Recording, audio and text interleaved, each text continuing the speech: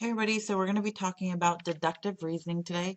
And deductive reasoning, that's what kind of Sherlock Holmes is known for because he uses facts, definitions, accepted properties, and laws of logic to form a logical argument.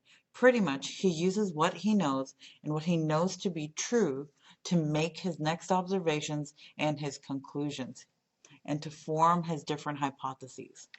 Right? There are two laws of logic that we're going to be talking about specifically in deductive reasoning. One is the law of detachment, and the other one is the law of syllogism. So I'm going to get out of your way real quick. Hi from up here. All right, so what we're going to be doing is we're going to talk about the law of detachment first. Maybe.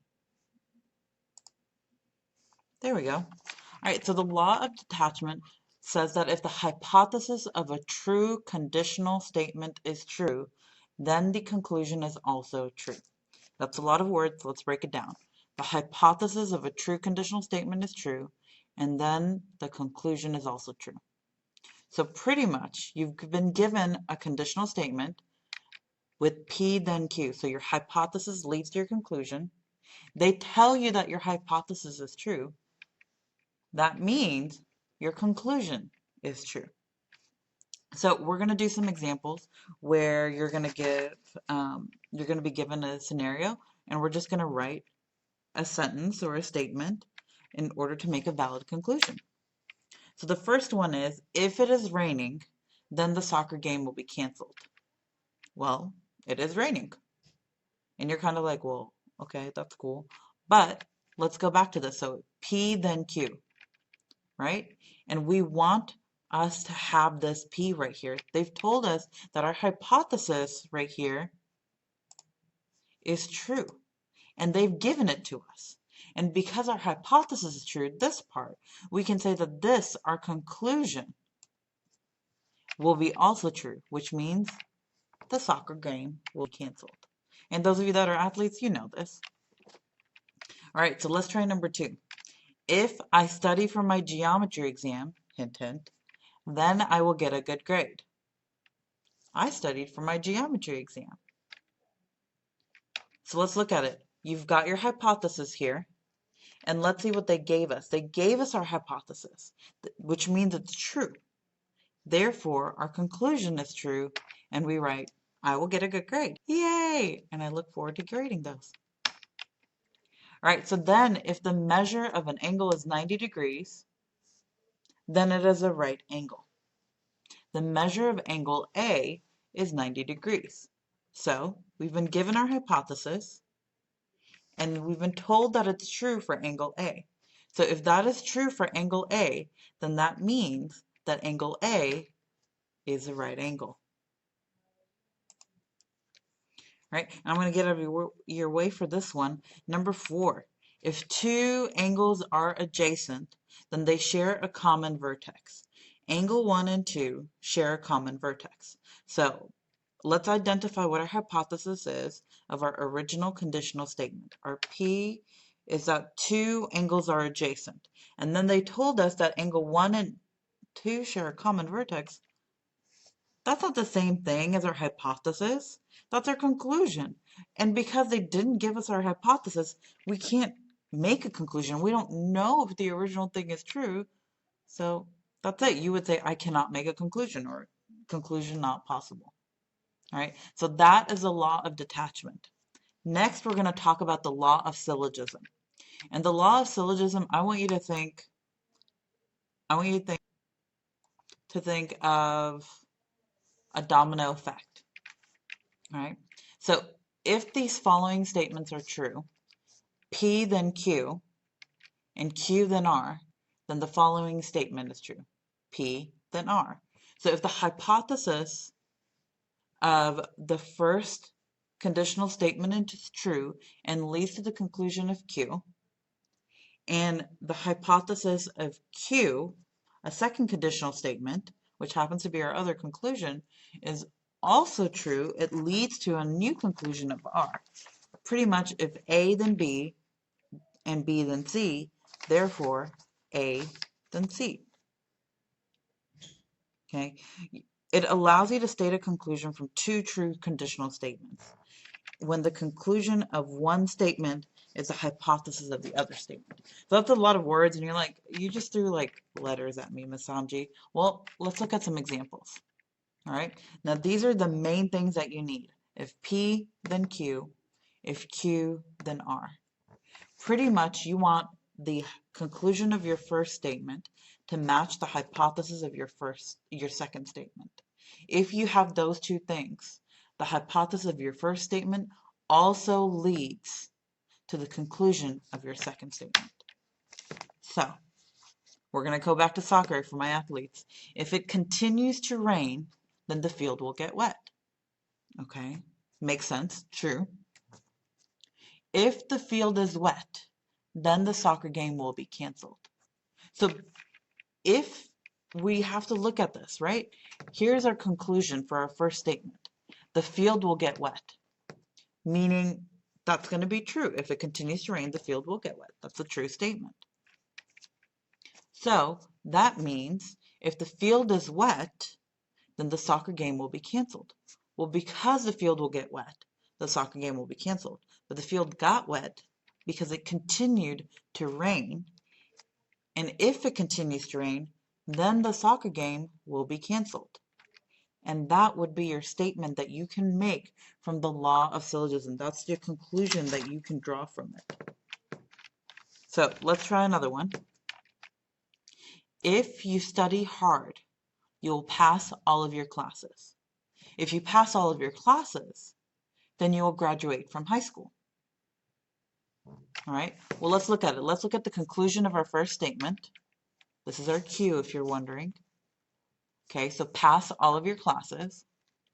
And then now let's look at the hypothesis or the Q of our second statement, which is also the same. And because these two lead to each other and each of these statements we are going to say is true, if you study hard, you will pass all of your classes. And if you pass all of your classes, then you will graduate from high school. It's kind of how it works. Then that means you can conclude that if you study hard, you will graduate. Then you will graduate from high school. And that would be the statement and the conclusion you can draw from using the law of syllogism. So here's the third one. If a triangle has two angles that each measure 45 degrees, then the third angle measures 90 degrees. If an angle in a triangle measures 90 degrees, then it is a right triangle. Well, let's think about it. Our first statement, if a triangle has two angles that each measure 45, then the third angle measure is 90 degrees. Well, I mean, that does make sense because let's think about it. A triangle has 180 degrees in it. Wow. All right. And so if you take away 45 and 45, you are left with 90. That's just the way math works. Now, if that angle measures 90 degrees, well, we know that's a right angle. So it's going to make that triangle into a right angle. Or that angle into a right angle and that triangle into a right triangle. And these are both true statements. So, because they are true statements and the conclusion of my first conditional and is the hypothesis of my second conditional, what I can do is I can write a new conditional statement using the law of syllogism, saying that if a triangle has two angles that each measure 45 degrees, then it is a right triangle. All right, now let's try this next one. If you do gymnastics, then you are flexible. If you do ballet, then you are flexible. Well, let's look at it. Here's the conclusion of our first statement. If you do gymnastics, then you are flexible. Well, that's a pretty true statement. All right. And then if you do ballet, then you are flexible. Well, that is also a true statement. But look, our conclusion right here is not the same thing as our hypothesis. Therefore, you cannot make a conclusion. Right? This part right here, these two did not match up in that last one, which is why it wasn't P then R. So we are going to go through some extra examples. I don't want you to have to write these down in your notes, but the other notes that should have taken up your entire page, if you were handwriting them. For this one, I'm going to give you the different situations, and I just want you to tell me if it's the law of detachment, the law of syllogism, or neither. All right? So let's do this one. If the electric power is off, then the refrigerator does not work. If the refrigerator does not work, then the food will spoil. If the electric power is off, then the food will spoil. Is this using one of the laws or not? Great job if you picked law of syllogism. It said that if the electric power is off, then the refrigerator does not work. Okay, that's true. If the refrigerator does not work, then the food will spoil. Well, that's also true. And so you can use this right here. You can use the hypothesis of our first one and use the conclusion of our second conditional statement right here. All right, determine if the conclusion reached from the two statements demonstrates the law of detachment, law of syllogism, or neither. If you order a quesadilla, then it will be served with guacamole. Chloe ordered a quesadilla. Chloe was served guacamole. Does this use either of the laws that we talked about or neither? Great job. This is the law of detachment. They gave you the hypothesis, therefore the conclusion is true because the hypothesis was true. All right, now let's do this next one. If two integers are added together, then their sum is an integer. Integer x is added to integer y. The sum of x and y is an integer. Good job. All right, if you play the tuba, then you play a brass instrument. Joshua plays a brass instrument. Joshua plays the tuba. All right, good catch if you caught it. Notice they said that the conclusion was true.